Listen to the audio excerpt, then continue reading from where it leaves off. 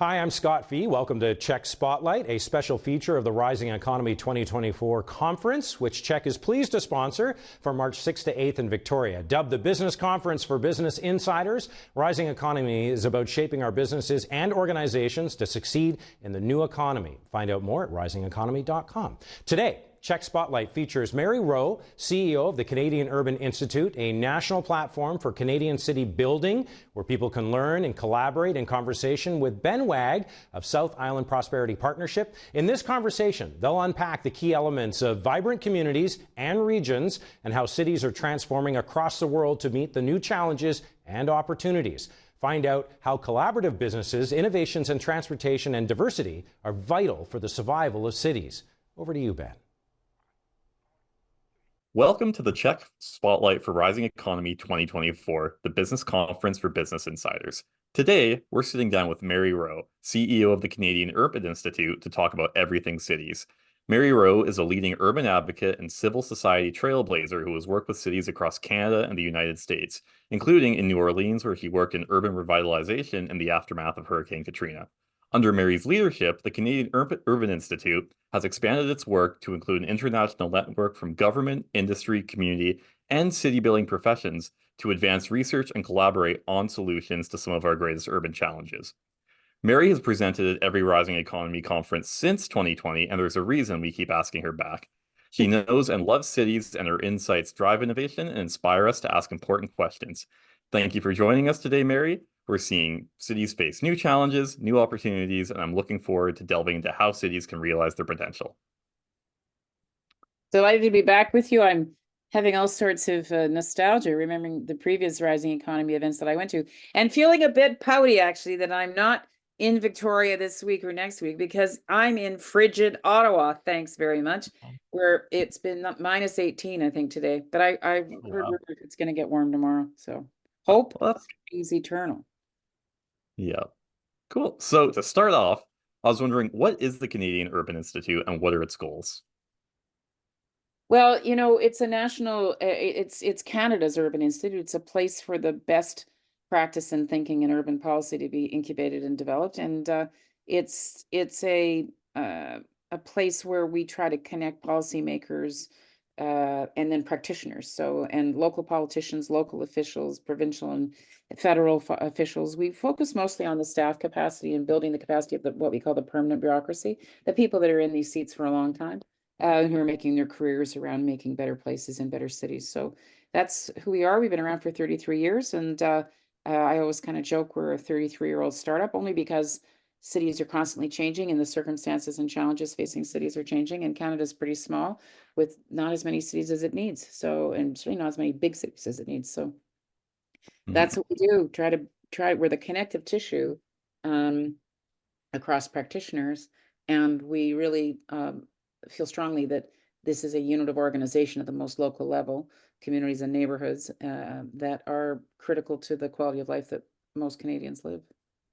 Yeah, definitely. Cool. And so from there, I was wondering, what is the role of the downtown in a city?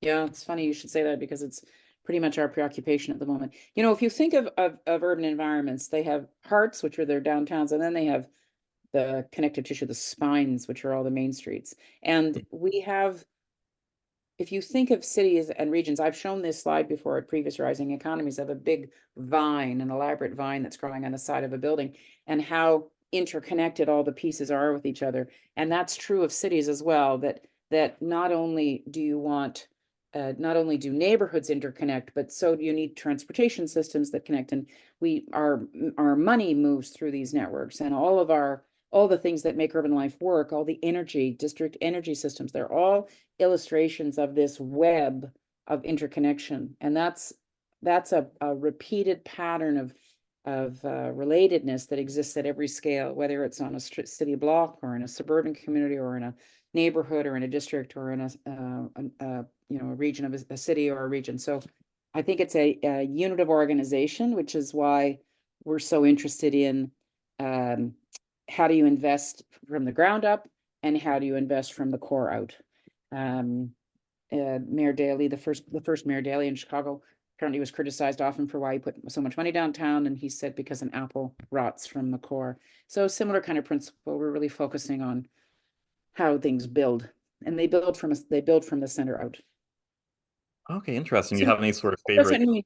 doesn't mean that peripheries aren't important, because they are. There's lots of interesting stuff that happens on the edge, but I think that these are kind of the sort of circulatory system of a city is these main streets and downtowns. Hmm. Interesting. So do you have any sort of favorite neighborhoods or cities across Canada that really exemplify this web and this circulatory system? I really hate people asking, who's your favorite child? This Hmm. is to a person who doesn't have any children. So, I mean, the thing is, what I love, I mean, I was just describing on a previous broadcast with somebody else just before you, I was talking to some folks in New York City, and I was telling them last weekend, I finished a yoga class. I'm in Ottawa, as you know, and I finished a yoga class, and I was looking for, it's such a bougie thing to say. I was looking for I needed a loaf of bread. I didn't know where to get a loaf of bread. And so I went on Google to see because I don't know this area very well. And it took me out to some industrial strip mall at 11 o'clock on a Sunday morning. And there I am. And it's like the ugliest thing, Ben. It's like a parking lot with, bicycles that have been abandoned, and then some two-story brick buildings. And there's a spin studio in there. And then there's an art gallery, apparently. And then there was, I don't know what else there was, but these were not well manicured spaces. They were kind of rough and ready. And then there was some kind of strange 2 or 3-story brick building that was curved. And I'm assuming it was some kind of an industrial space at one point with a loading dock.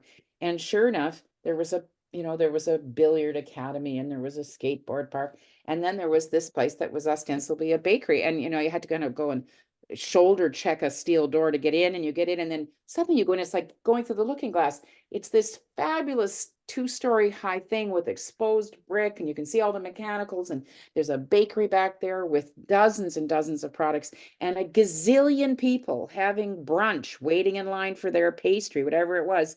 Just a total going concern in Hmm. this pretty unattractive space that had no curb appeal, that you'd have to kind of know it existed. Thank goodness Google told me.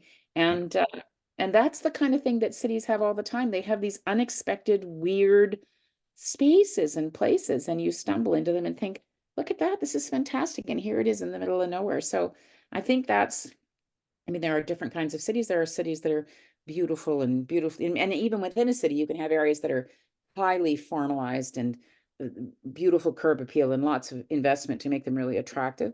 And then you have other places in that same city that may be kind of ugly and grungy, but behind that steel door is some great innovative place. So I think that's what I'm interested in, is the funny little ways that people eke out and create creative spaces. Hmm. Creative things happen. Yeah, that's a super interesting kind of comparison between the two. I was listening to one podcast you were on, and you talked about collaborative retail and these two businesses you might not expect working together. And I was wondering if you could Right. maybe expand on that a little bit. Well, I think we're going to have to get economical about this, because, uh, in lots of places there isn't that much space. It's more scarce. In other places, like where I am now, in Ottawa, you've got a downtown core with a lot of office buildings that used to have public service workers, and then they don't have them anymore. So, and they're not going to come back. So how do you repurpose those spaces, adapt those spaces differently because we need space. We always need spaces. Like obviously we need more spaces for people to live. We need more shelter spaces. We need more creative spaces. We need spaces for cultural groups to rehearse. We need performance spaces. We need practice spaces. We need back in the old days, innovation was in people's garages. Now we need tinkering spaces. And I think that collaborative retail for me is just a repurposing, that maybe you don't need as big a footprint as you once did, because maybe you don't carry that much inventory. It's interesting, there's a clothing store here that I stumbled in on, and I found out that the bulk of their inventory is actually at a warehouse. You can go online. So you go online, you see what you want, and then you get in touch with the business and say, I'd like to try these 4 things on. She said, just tell me, and then I'll get them in from the warehouse, and then you can come over and try them on. So that to me is another repurposing of retail space. So she doesn't need as big a floor plate as she might have once, because she used to have all that inventory hanging on hangers. Now she's got it somewhere else, and she brings it in when it's requested. The collaborative retail idea is, we see it all the time now. So there's, near me in Toronto, there's a salon there, and they've put a coffee shop bar right attached to the salon.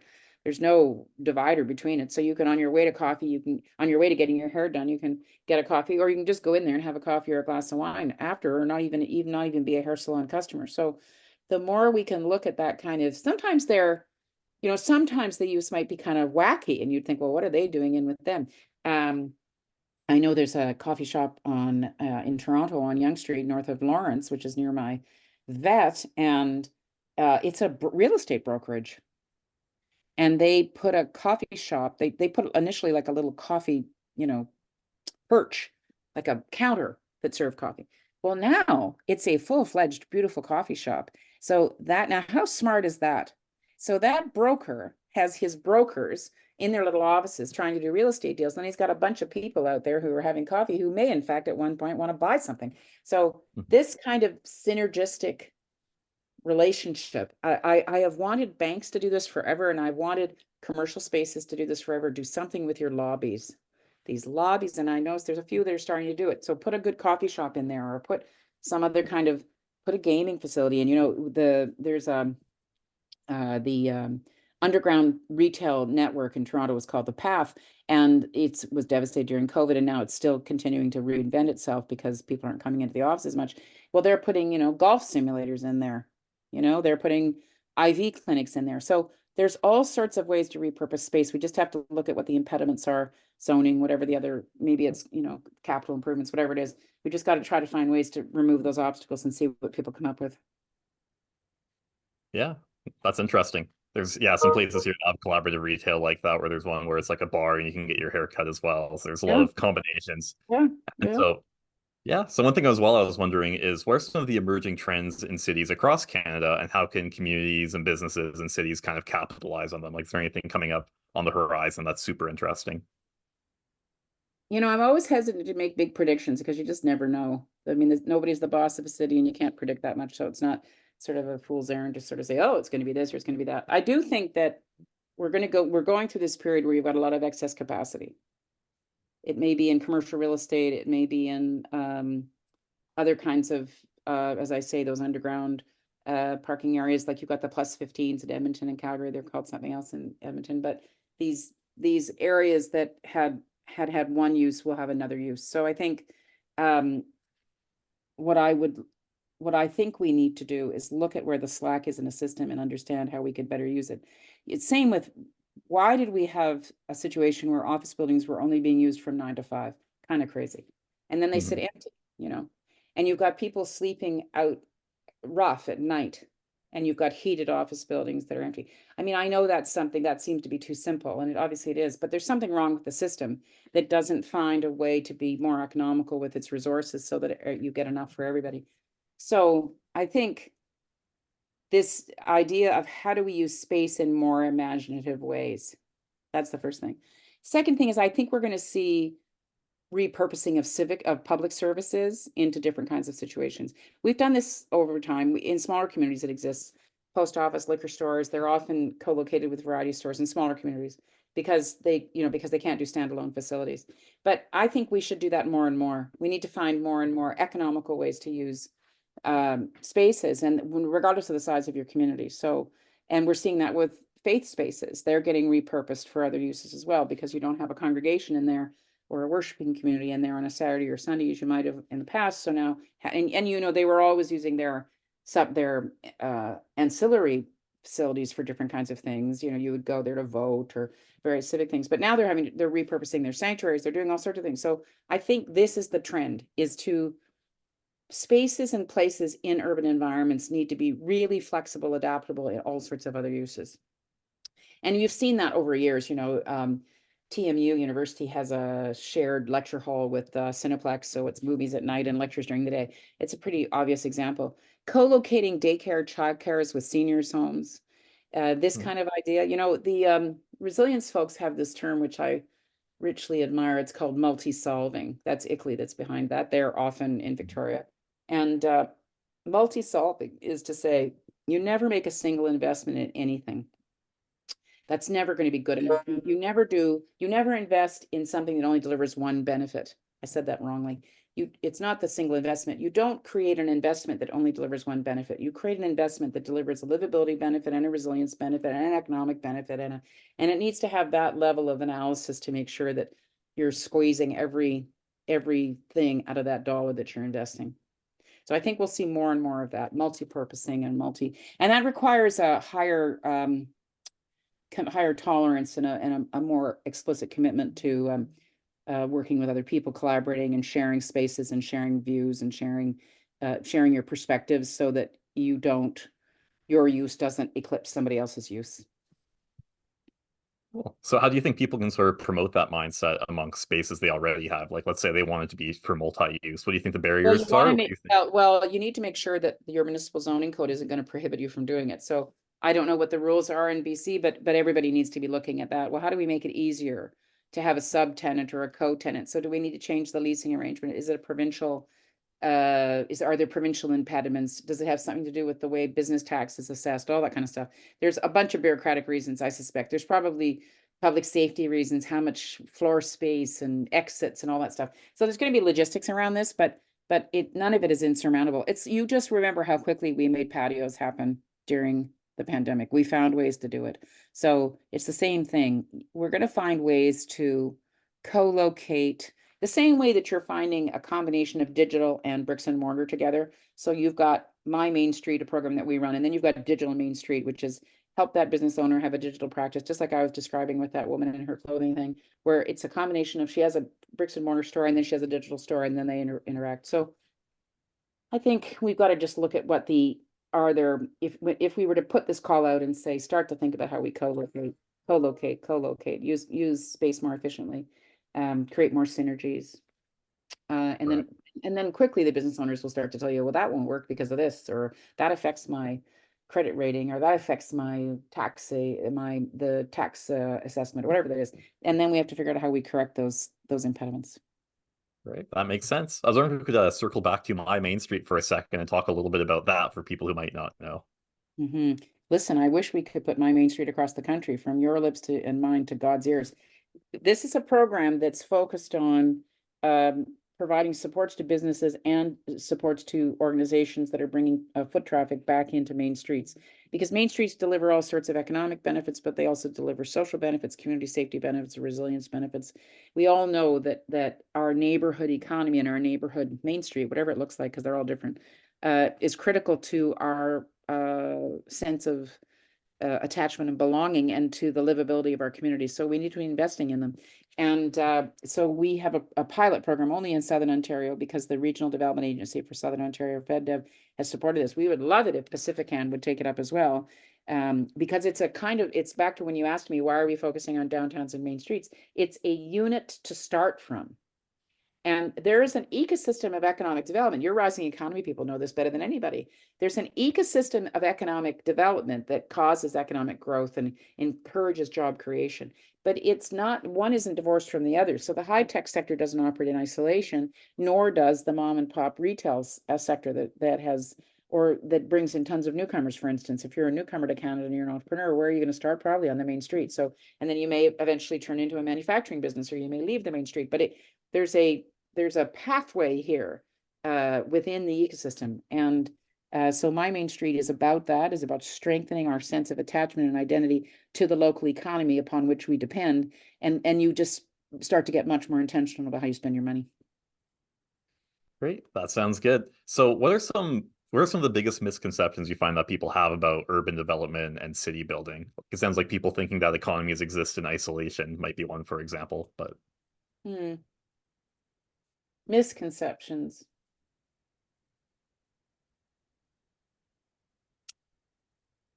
Everything is connected.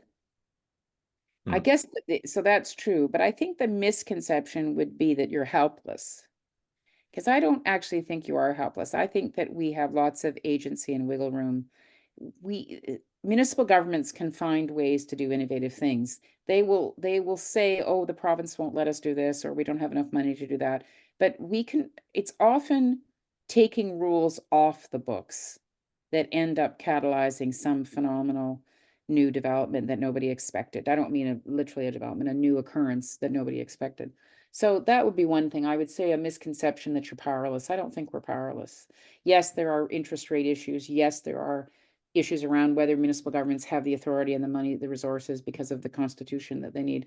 Those are all true. Those are all system-wide impediments. But I think that the other misconception, and this is a more important one probably than what I just described, one size never fits all, ever. And the dilemma you've got is that so much of sort of economic theory is about an industrial practice where you create something and then replicate and replicate and replicate, make it cheaper, make more, make more. And urbanism is kind of antithetical to that. It's going to be interesting, you know, with addressing the housing crisis. If we start to see industrial production of housing, which I can't imagine we're not, because I don't know how we're going to create the units without it. How do you do that in a way that still reflects the particularity of community and doesn't just create the kind of monolithic kind of structure?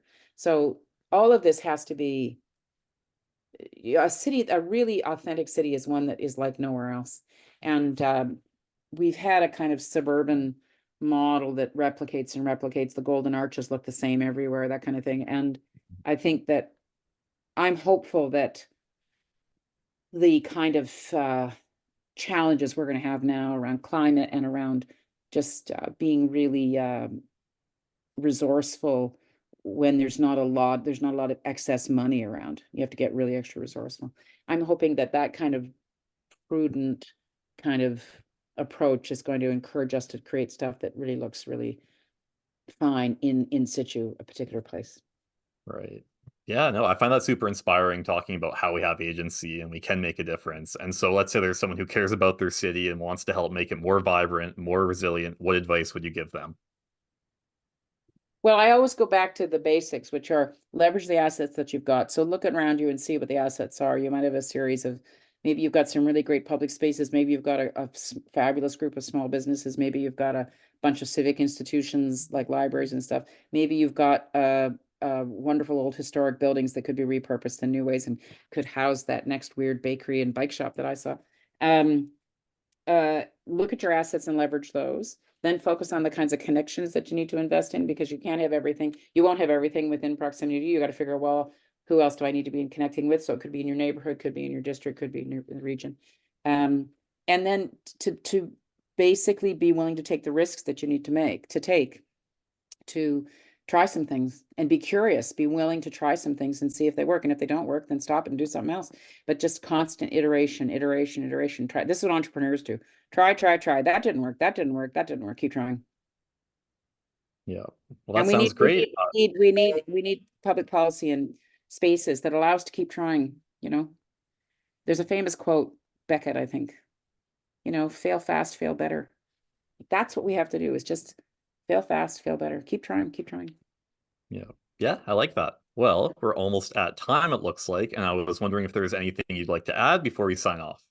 Just that I'm really encouraged that Rising Economy continues to have the momentum it has. I appreciate all your colleagues that I have gotten to know with over the last couple of years. I appreciate to see VNC and RBC are supporting you, because you need the support of financial institutions and the kind of expertise and capital they bring. So I wish you well. You've got all the right ingredients that are part of the constellation that you've been putting together for years. And I'm appreciative just to be here virtually, and I look forward to coming back in person soon. Yeah, that sounds great. Thanks for joining us, Mary. That brings us to the end of today's discussion, and thank you again for coming on. This segment was brought to you by the Rising Economy 2024 conference, hosted by South Island Prosperity Partnership. Thank you to our presenting sponsor, RBC, and Catalyst sponsor, Van City. While in-person tickets are sold out for this event, complimentary tickets for the virtual day on March 8th are still available. Go to ourrisingeconomy.com for more details and a recording of this conversation. Thank you, and goodbye.